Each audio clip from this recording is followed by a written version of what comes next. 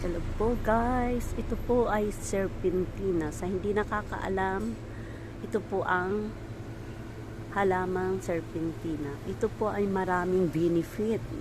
Gamot po to sa lahat. Sa diabetic, the best po to sa diabetic.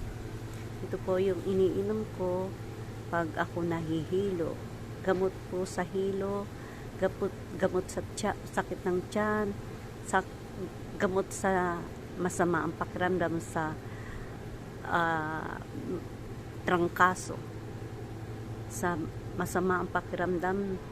Ito po ang inumin nyo at kayo'y hilong-hilo, magdikdik po ay magbabad po kayo sa tubig sa tasa ng 3 pirasong dahon nito, ay tiyak nagagaling kayo.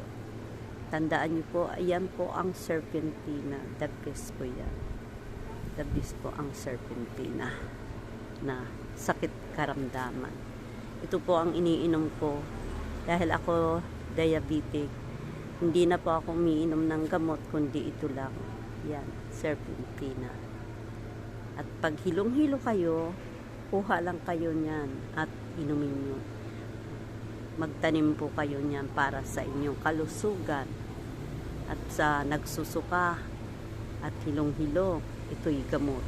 Sakit ng tiyan, sa mga may menstruation, gamot po ito sa ating organ.